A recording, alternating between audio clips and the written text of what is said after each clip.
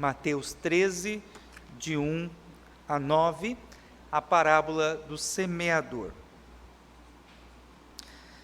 A palavra do Senhor assim nos diz: Naquele mesmo dia, saindo Jesus de casa, assentou-se à beira-mar, e grandes multidões se reuniam perto dele, de modo que entrou no barco e se assentou, e toda a multidão estava em pé na praia.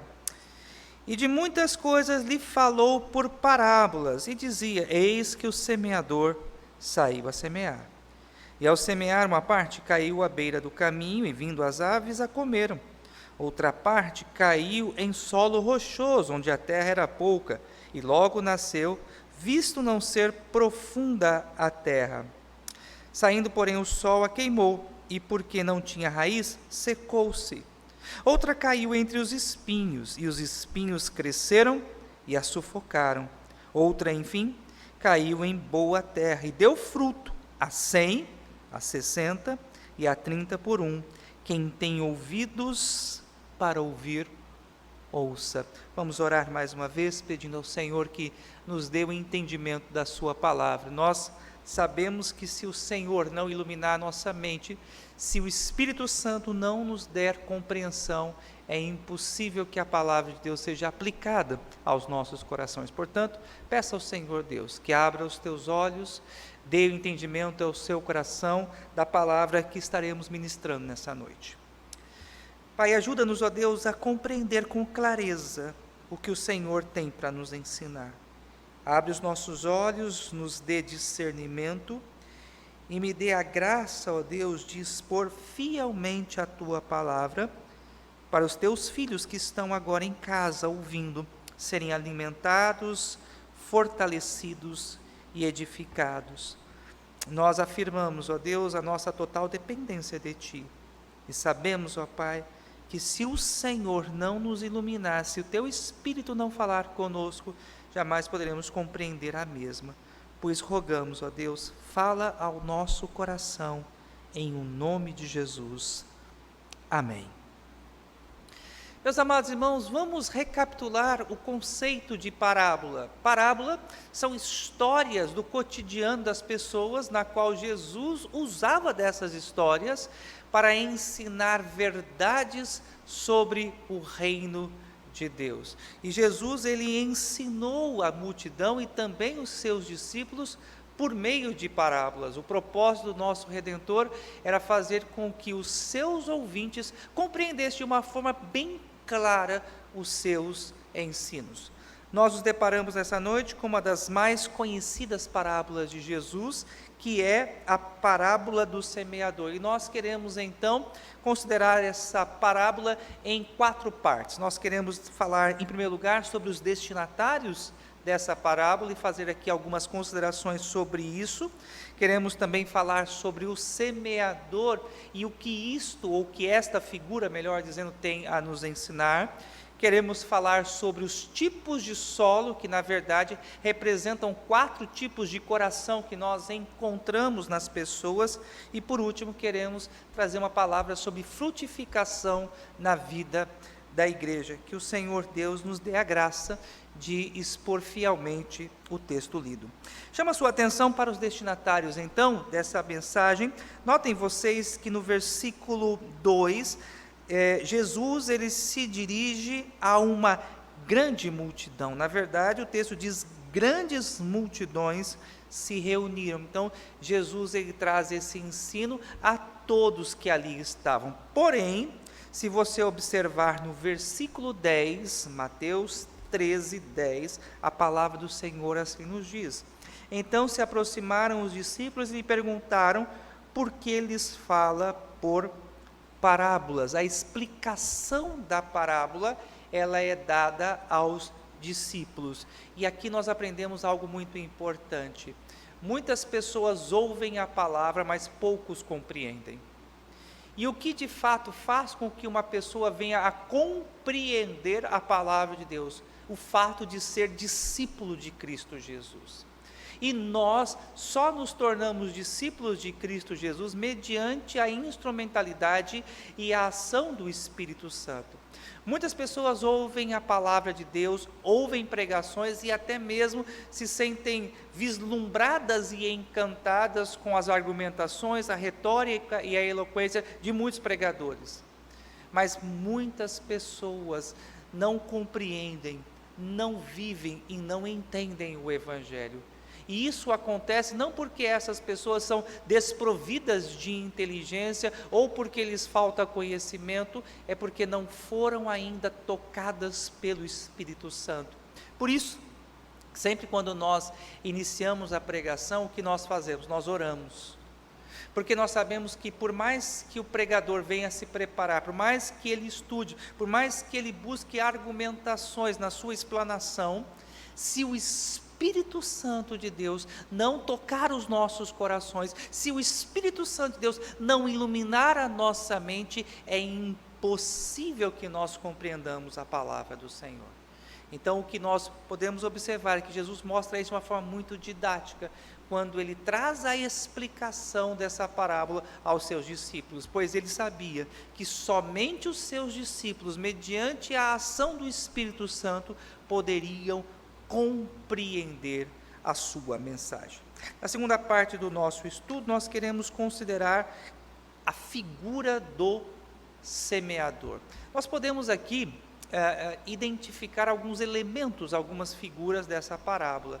Nós podemos afirmar que o semeador é todo aquele que se propõe a pregar a palavra de Deus. Logo, portanto, todo aquele que foi chamado pelo Senhor, todo aquele que se tornou um discípulo, um seguidor de Cristo Jesus, é por excelência um semeador. O chamado de Deus para a nossa vida é que nós compartilhemos a palavra de Deus. Nós não somos chamados para compartilhar as nossas perspectivas pessoais, as nossas realizações, os nossos sucessos ou até mesmo o nosso fracasso. Isso não é o Evangelho. O Evangelho é o compartilhar do ensino de Cristo. Nós encontramos, infelizmente, muitas pessoas que confundem o Evangelho com a sua experiência pessoal. Lamentavelmente, hoje no púlpito evangélico brasileiro, nós encontramos muitos pastores e líderes que sobem ao púlpito para contar das suas aventuras, das suas peripécias, daquilo que fazem, daquilo como agem, e esquecem de pregar a palavra de Deus. Nosso chamado como cristãos, quer pastores, pregadores, quer o membro da igreja, nós fomos chamados por Deus para compartilhar a palavra. Então, portanto, essa mensagem ela tem uma aplicabilidade no coração de toda a igreja, porque nisso consiste o chamado discipulado, de anunciar a palavra de Cristo Jesus. A semente é a palavra, e um ponto importante que eu quero destacar aqui da semente. Durante a explanação aqui, nós vamos poder observar que o problema não é a semente, mas é o solo aonde ela cai. A palavra de Deus, ela é eficaz, ela é suficiente, ela é plena e completa. O que muitas vezes acontece, ou melhor, o que sempre acontece, faço aqui a minha correção, é que algumas pessoas não mudam por causa do seu coração. E é importante nós enfatizarmos isso, porque existe um pensamento muito comum nas igrejas, de que é a palavra pregada, e quando a palavra é pregada por determinados pregadores, ela produz mudança e transformação de vida. Quantas vezes nós já ouvimos pessoas que compartilham a seguinte experiência: olha, eu convidei o meu vizinho no domingo para ir para a igreja, que pena que não era o pastor, que pena que não era o pregador X, porque se fosse o pregador X, porque se fosse o pastor fulano de tal, aí aquela pessoa, ela se converteria. Lê do engano, meus amados irmãos. Não é o homem que converte, não é o homem que transforma a pessoa, mas é a ação do Espírito Santo trazendo quebrantamento ao coração, preparando o coração da pessoa para que receba a semente da palavra de Deus. Por isso, quando nós pregamos, nós oramos para que Deus prepare os corações, para que os corações se tornem terra fértil, porque a palavra, a semente, ela é plenamente eficaz. Por mais simples que possa ser o pregador, quando esse pregador expõe a palavra de Deus com fidelidade, sendo aquela pessoa um eleito, um escolhido de Deus, um discípulo autêntico de Cristo Jesus, a palavra de Deus, ela vai frutificar e ela vai transformar vidas. Portanto, eu gostaria que você guardasse esse precioso ensino e que doravante você possa entender que a palavra de Deus, quando pregada de forma fiel, por mais simples que seja o pregador, ela há de cumprir o propósito que Deus determinou para ela. Vamos aqui considerar algumas características do discípulo que deve semear a palavra de Deus. No versículo 3, nós encontramos a seguinte expressão: eis que o semeador saiu a semear. O que nós aprendemos aqui?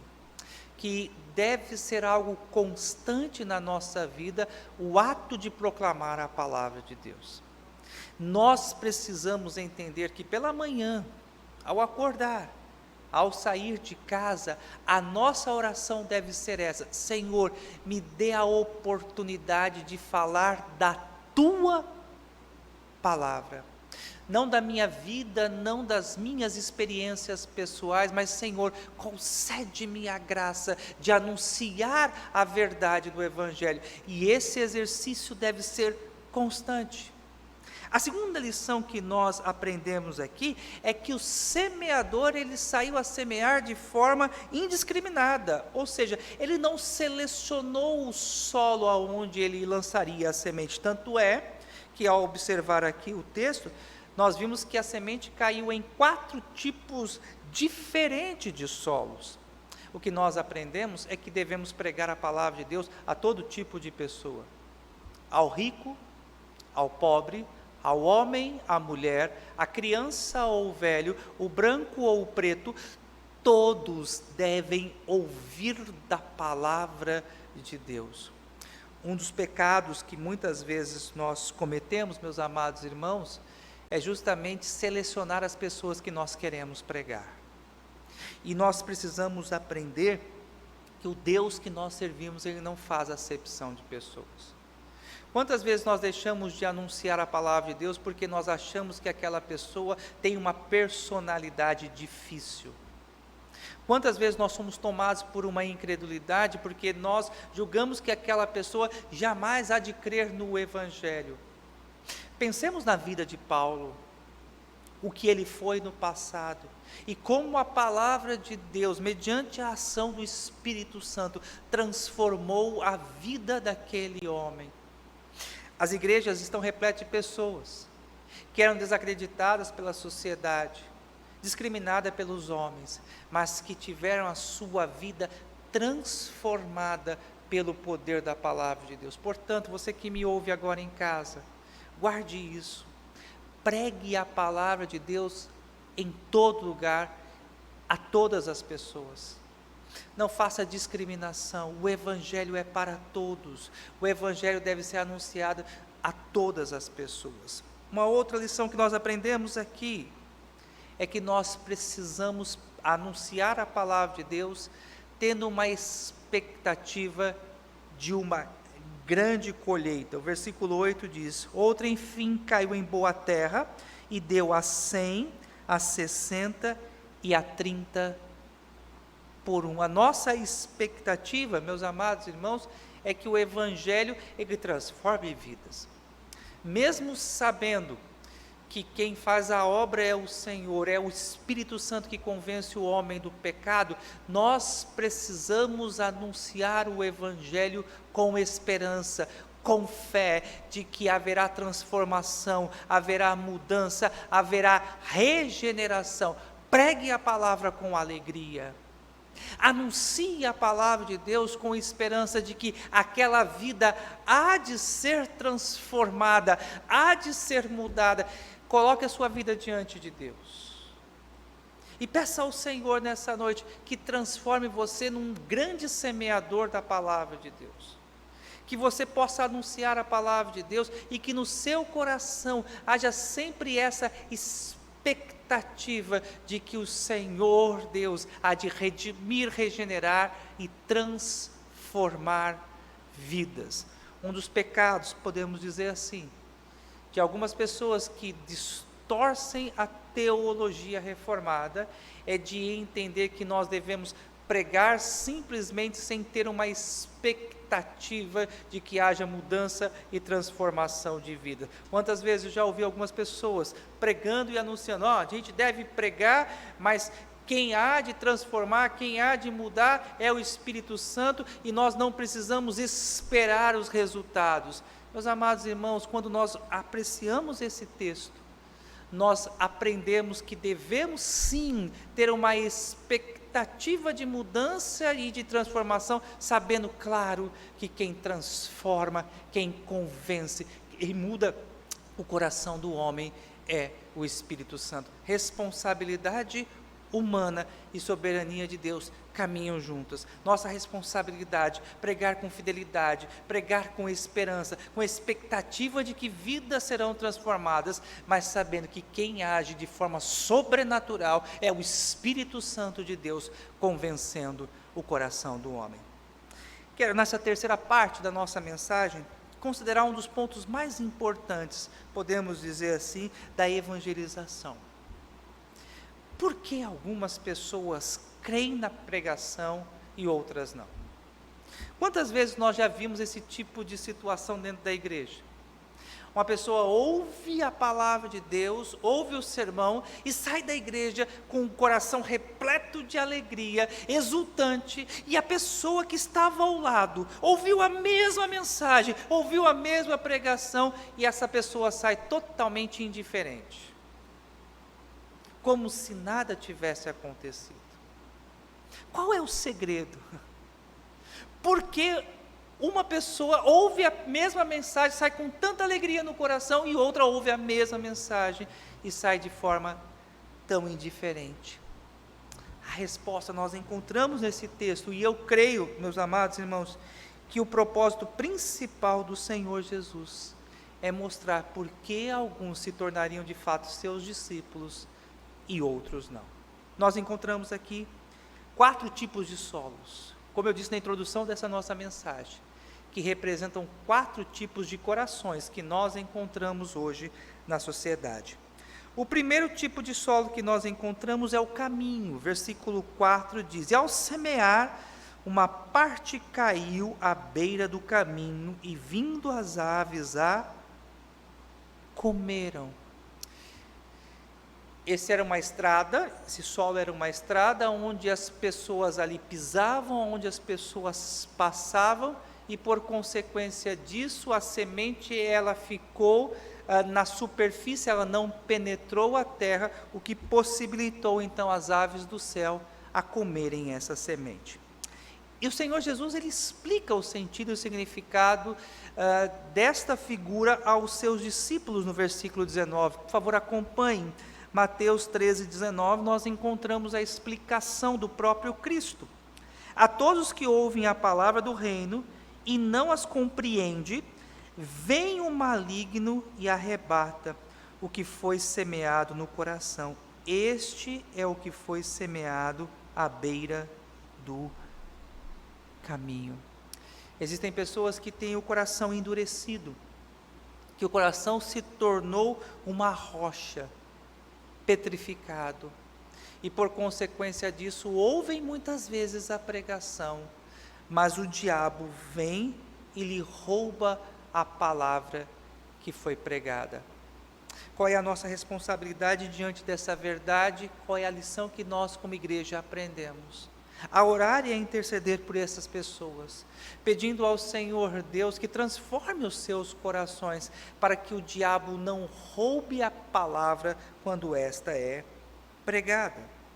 O segundo tipo de solo é o coração rocha. Versículo 5 diz: outra parte caiu em solo rochoso, onde a terra era pouco, e logo nasceu, Vista não ser profunda a terra, saindo porém o sol a queimou, e porque não tinha raiz, secou-se. E nós encontramos, meus amados irmãos, a explicação dessa figura nos versículos 20 e 21, Mateus 13, 20 e 21, o Senhor Jesus explica aos seus discípulos da seguinte forma: o que foi semeado em solo rochoso, esse é o que ouve a palavra e recebe logo com alegria, mas não tem raiz em si mesmo, e sendo antes de pouca duração, e lhe chegando a angústia ou a perseguição por causa da palavra, logo se escandaliza. Talvez você que já frequenta a igreja há um bom tempo, já viu essa cena. Uma pessoa chega na igreja, cheia de alegria, cheia de entusiasmo, disposto a servir, disposto a pregar, disposto a tocar, a cantar, a ensinar. Mas por causa da perseguição do Evangelho, por causa da perseguição que algumas pessoas fazem a ela, por causa dessa sua nova fé, essa pessoa ela acaba abandonando as fileiras da igreja. Ela acaba se distanciando dos caminhos do Senhor. A expectativa que nós tínhamos dessa pessoa, tendo em vista a sua reação, tendo em vista as suas atitudes, é que essa pessoa, ela iria permanecer no caminho do Senhor, e não somente permaneceria no caminho do Senhor, mas também iria frutificar. Porém, quando nós olhamos com o passar do tempo, diante das lutas, das dificuldades, essa pessoa, ela acaba se afastando da presença do Senhor. Por isso, nós aprendemos que devemos orar pelos nossos irmãos que estão passando por dificuldades, angústias, por causa do Evangelho. Quantas pessoas, até no nosso contexto aqui como igreja local, que deixaram a sua antiga religião, que deixaram o engano, as seitas, as heresias e as mentiras, e que abraçaram a fé autêntica, são constantemente atacados, confrontados com a sua fé.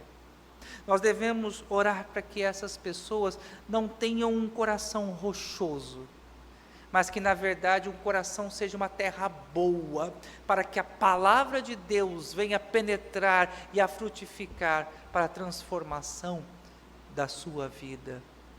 O terceiro tipo de solo que nós encontramos aqui é o solo espinhoso. Versículo 7 diz: e outra caiu entre os espinhos que cresceram e sufocaram a semente que havia germinado. E Jesus explica o que esta figura representa nos versículos 22 e 23.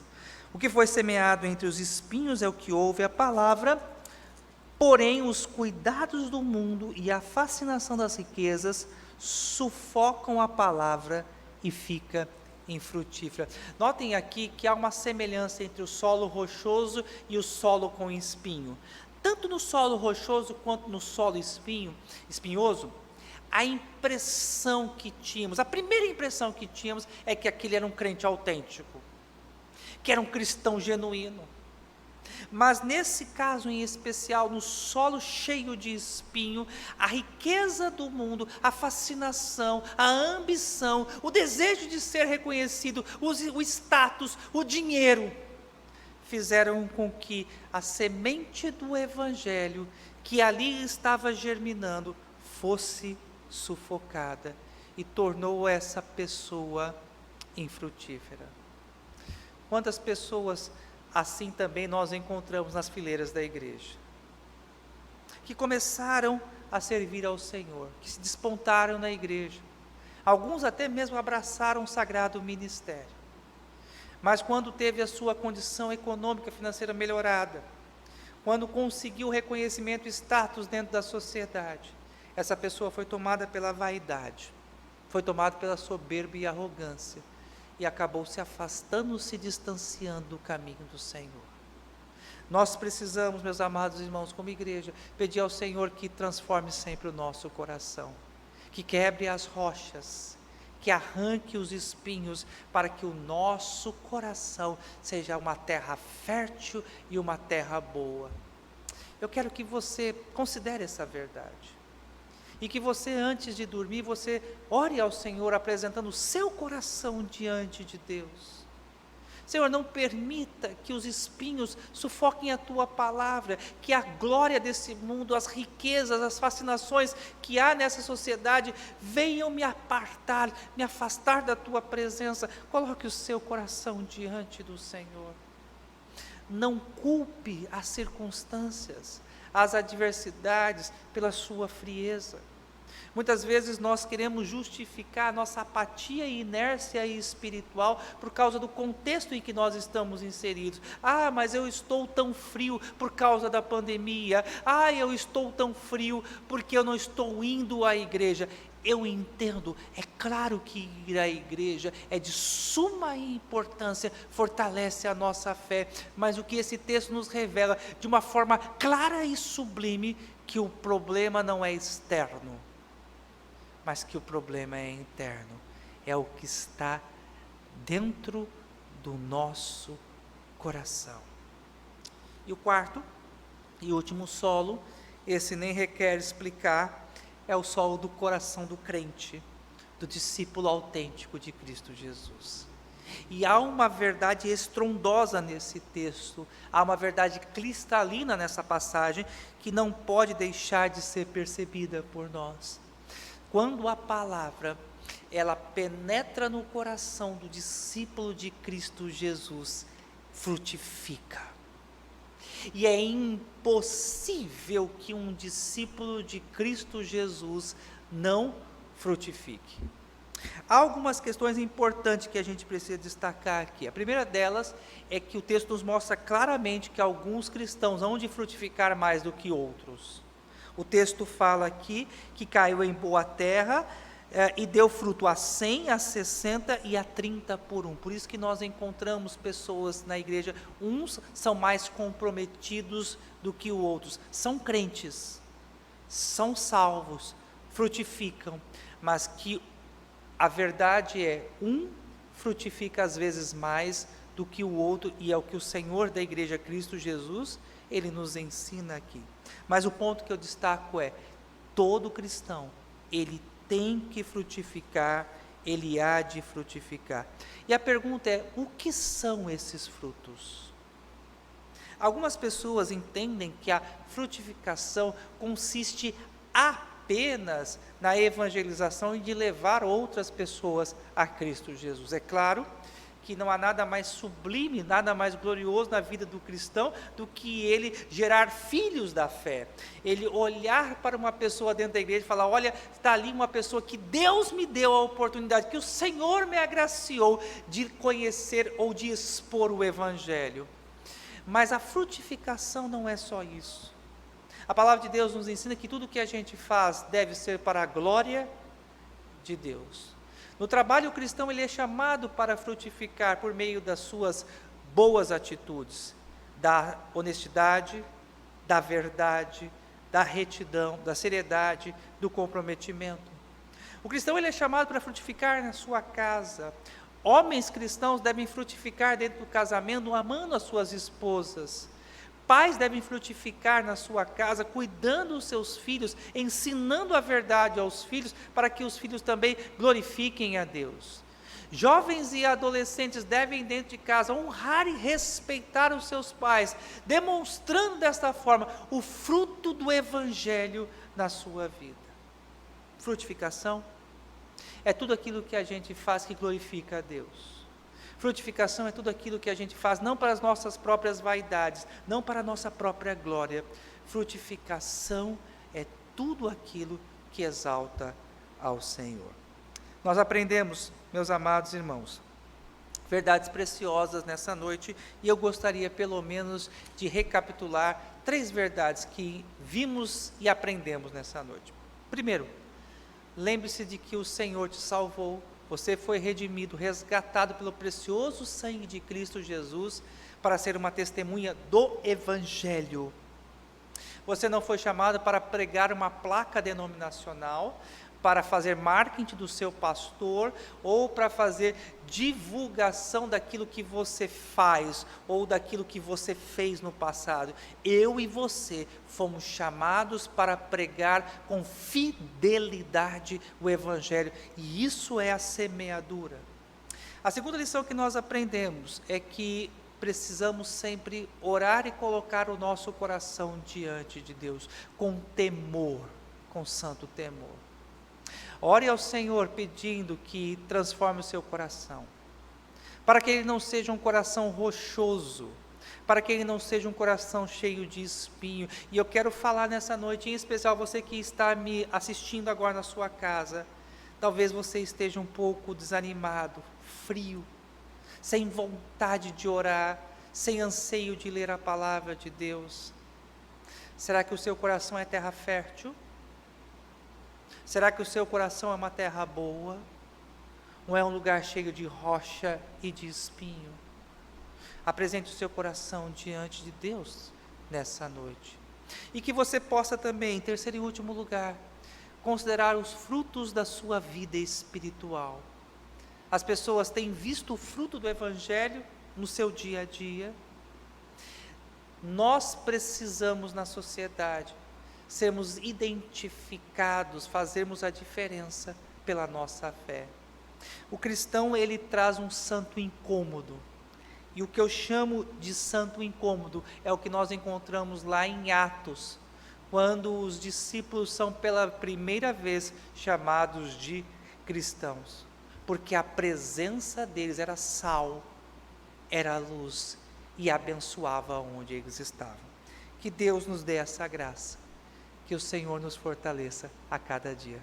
Vamos orar mais uma vez, pedindo ao Senhor Deus que nos dê a graça de aplicarmos essa palavra ao nosso coração. Pai, obrigado, Senhor, por aquilo que nós ouvimos e aprendemos de Ti nessa noite. Seja sobre nós, ó Deus, a Tua graça. Fortalece-nos, ó Deus, para que nós venhamos a frutificar sempre, ó Deus, para a glória do Teu nome. Transforma, Senhor, os nossos corações a cada dia.